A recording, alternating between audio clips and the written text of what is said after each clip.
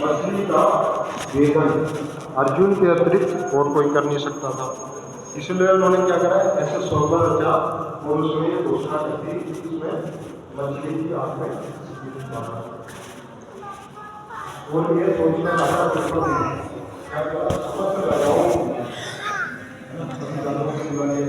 रोटी के लिए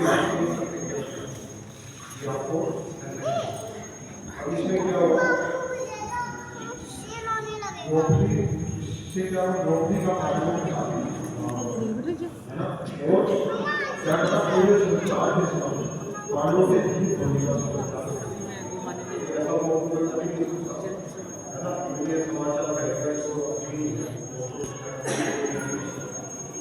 है ना। तो ये राजा द्रौपदी की इस योजना से वो पांडवों का राज्य आगे श्लोक में आप देख रहे हो, इस श्लोक में वर्ड है अतुल सुगा, सेकंड जो वर्ड है अतुल सुगा, सुगा वर्ड का है ना। अभी क्या है, इस श्लोक में दुर्योधन ने इन गाँव के लिए किस प्रकार किया, सुगा और ये सभी होगा सुगा क्या लिखा है इसमें दिए है ना। ये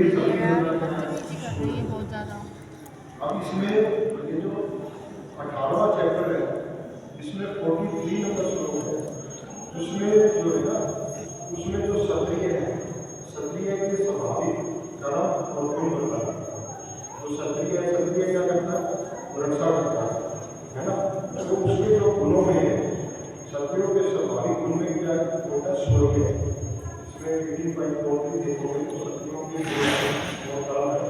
उसमें शौर्य शब्द क्या है, क्षत्रियों के गुण। क्षत्रिय का सबसे पहला स्वाभाविक कर्म क्या है, क्योंकि युद्ध कैसे करेगा, तो इसमें सूर्य का अपने युद्ध में अपना पराक्रम दिखाने में क्या बोला, उत्साह, क्या बोला, दुर्योधन द्रोणाचार्य से यह बतलाना चाहता है, दुर्योधन किसके पास गया है, अपने गुरु के पास द्रोणाचार्य के पास।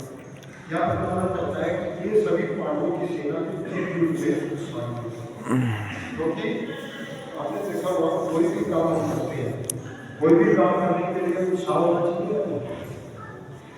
अगर धीरे धीरे से जाएंगे और उत्साही नहीं होगा, आप कुछ सामान बेचने जाओगे और सामान बेचने के लिए आप धीरे धीरे से कैसे बात करोगे, कोई सामान खरीदेगा आपसे, कोई नहीं खरीदेगा।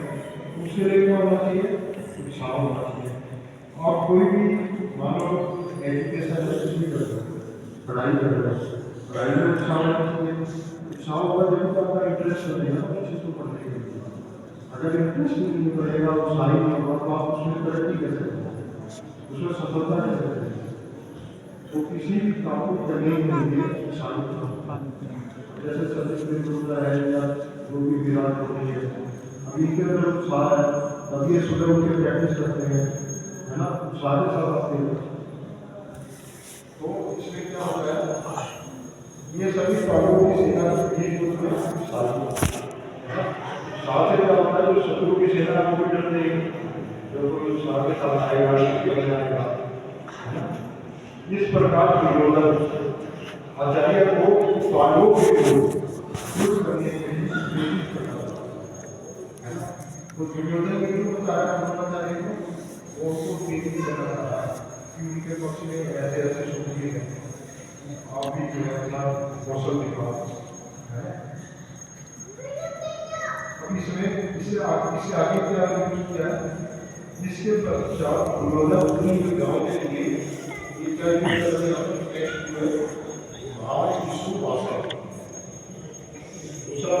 वर्ड है सुरा के बाद क्या विश्ववास। और तीसरा मतलब क्या होता है, विश्व का अर्थ होता है बाल, आसन मतलब क्या होता है? आसन, बाल का आसन है ना, बाल और आसन का अर्थ आसन। इस आसन का अर्थ हुआ बाल का आसन अर्थात धनुष है ना, और महा का अर्थ होता है। ये सभी कौन है? भाव धनुष है ना, ये सारे जो है धनुषधारी है ना। वो क्या बता रहे हैं कि सारे सूर्य और ये सारे जो है महान योद्धा है, महान धनुषधारी है ना।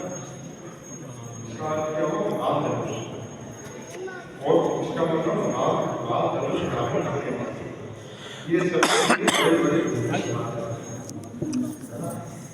और बड़े धनुष पर बाण खींचते हैं, जो धनुष बाण होता है उसके अगर आपको बाण चलाना है, पीछे खींचना बताना है, तो बहुत तेज खींचना होता है, क्योंकि चीजों में तो आगे कैसे है ना। बड़े धनुष पर बाण खींचने में अधिक बल की आवश्यकता होती है, तो इसीलिए क्या करना है? जो सूर्य कभी तो खींचेंगे ना वो, इस प्रकार से छोड़े हुए बाण, जब आप उसको ज्यादा खींचोगे, छोड़े हुए बाण अधिक वेग से शत्रु सेना का विनाश करते है ना, तभी तो वो तेजी से जाएगा ना। तो यहाँ पर ये क्या संकेत कर रहा है? इन वीरों के बड़े बड़े धनुष हमारी सेना के लिए अत्यंत भयंकर है ना। तो शत्रु है, तो शत्रु के बारे में पता है, उसमें कौन कौन से योद्धा है, उनके पास क्या शक्ति है ना। अब इसके पश्चात दुर्योधन के साथ है भीमा अर्जुन समान, इसका बात का लिखा है पहले 16 में था, फिर लिखा है भीमा अर्जुन समान, अर्थात ये सभी योद्धा भीम और अर्जुन के समान युद्ध में उत्साह रखते हैं, क्योंकि पहले भीम का, फिर अर्जुन, फिर विशाल, फिर किसका नाम लिया? विराट, और फिर है ना। ये क्या है? आगे उनके समान, उनके समान पूरी उत्साह रखते हैं है ना। और भीम और अर्जुन के समान विशाल धनुष धारण करते हैं। अब आगे क्या है? अर्जुन धनुर्विद्या तथा अस्त्र विद्या के सर्वश्रेष्ठ है। अर्जुन को क्या है? धनुर्विद्या आती है, धनुष चलाना, उसमें वो माहिर। फिर भी दुर्योधन ने अर्जुन से पहले भीम का नाम लिया। ये आप बता सकते हो कुछ? जब दुर्योधन नाम ले रहा है, पहले इसका नाम लिया भीम का, और फिर नाम लिया अर्जुन का, तो भीम का नाम अर्जुन से पहले क्यों लिया?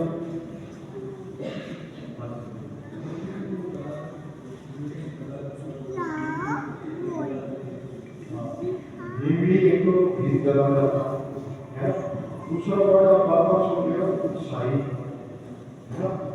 भीम के अंदर उत्साह, देखिए अर्जुन के अंदर कोई उत्साह नहीं, वो कैसे बताया? दुर्योधन ने अर्जुन से भीम का नाम लिया, क्यों लिया? क्योंकि इस युद्ध में अर्जुन से अधिक उत्साह, भीम क्या है? भीम का अधिक उत्साह है। और अर्जुन का क्या था? इस युद्ध से पहले से अधिक उत्साह नहीं था है ना। कैसे? जब श्री कृष्ण अर्जुन के रथ को दोनों से जुड़ा कर दिया है ना, युद्ध होने से पहले क्या होता है? इस जो है रथ को आप डाल दो, दोनों सेना में जो है